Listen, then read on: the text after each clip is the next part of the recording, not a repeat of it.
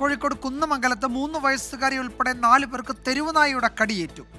നൊച്ചിപ്പൊയിലാണ് സംഭവം. തെട്ടാരക്കൽ കൊടക്കല്ലിങ്കൽ ഭാഗത്ത് വീടുകളിൽ കയറിയാണ് തെരുവുനായ ആളുകളെ ആക്രമിച്ചത്. മിഥില ബാലൻ വിവരങ്ങൾ നൽകും കോഴിക്കോട്ട് നിന്ന്. മിഥില, എന്താണ് അവിടെ സംഭവിച്ചത്? ഈ തെരുവുനായ ഇങ്ങനെ ആളുകളെ വല്ലാതെ ഉപദ്രവിച്ചിട്ടുണ്ടെങ്കിൽ അതിന് പേവിഷബാധയോ മറ്റോ ഉണ്ടോ? അങ്ങനെ സംശയിക്കുന്നുണ്ടോ? എന്താണ് അവിടെ നിന്നുള്ള മറ്റു വിവരങ്ങൾ?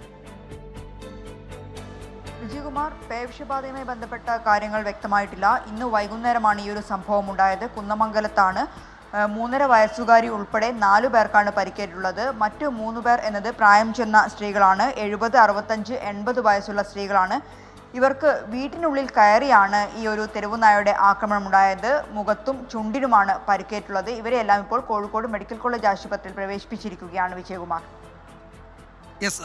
വീടുകളിൽ കയറി തെരുവുനായ ആളുകളെ ആക്രമിക്കുകയായിരുന്നു. മിഥില ബാലനാണ് വിവരങ്ങൾ നൽകിയത്.